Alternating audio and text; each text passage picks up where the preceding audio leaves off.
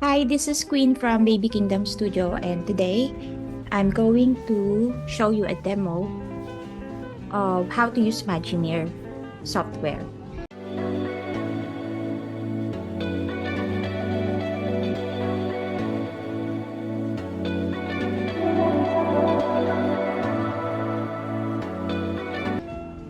Okay, so lately I've been trying to use this app called Magimeer, and honestly, ang bilis niyang gamitin.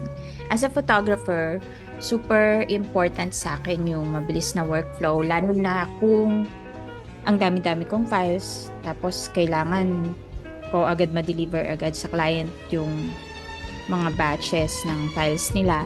With Magimeer, hindi ka na magtatagal sa kaka-click. Diretso import, konting adjustment, tapos export na agad. And ang smooth lang talaga ng workflow niya. Parang isang photo, 2 minutes, tapos na siya. Wala pa nga ata 2 minutes eh. What I really love is kung gaano siya kabilis sa retouching. Like yung blemish removal nila, skin smoothening, dodge and burn, and ang bilis gawin without overthinking kasi slide mo lang siya. Mamaya ipapakita ko sa inyo kung ano yung mga pinagsasabi ko. Even yung hair enhancement niya and background enhancement, ang dali lang i-apply. Parang isang click lang, yun na yun.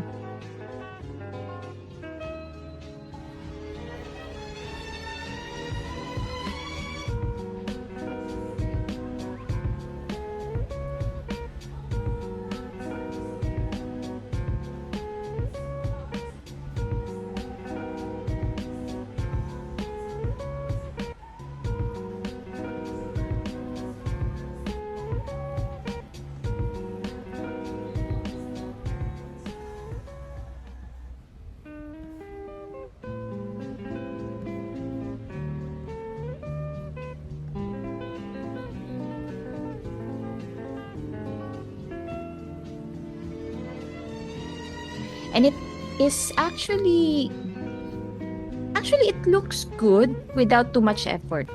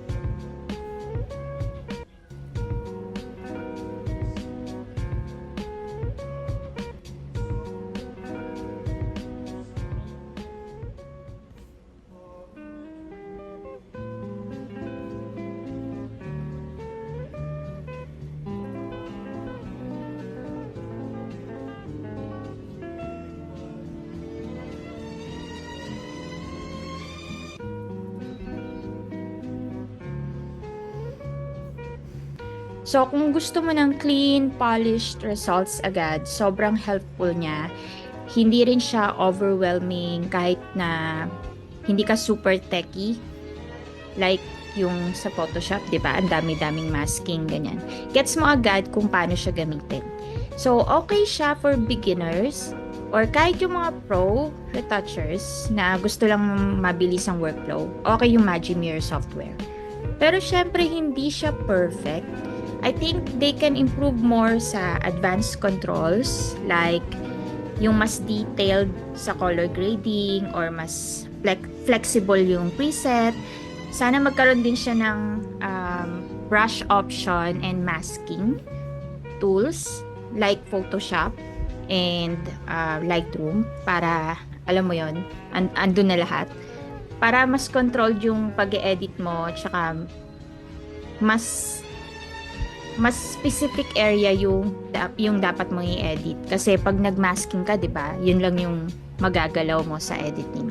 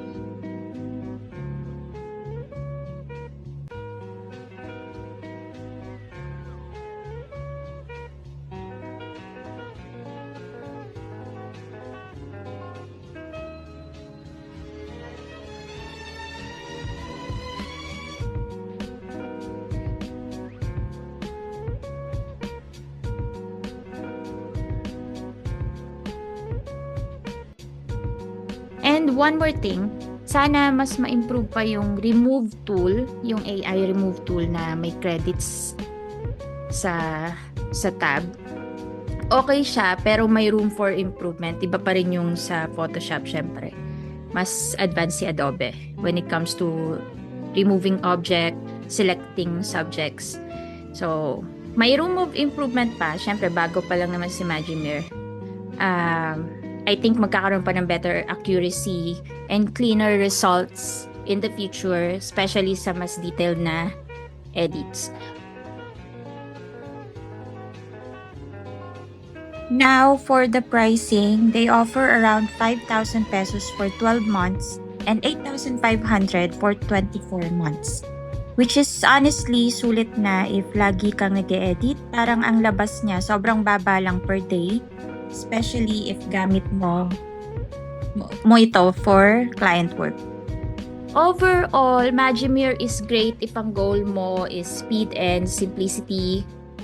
Pero if you're someone na very particular sa edit, I highly suggest na mag-manual editing ka in Photoshop. Kung gusto mo ng more control sa pag-edit mo. Pero for quick edits and fast turnaround para sa client and for your business, solid yung Magimir.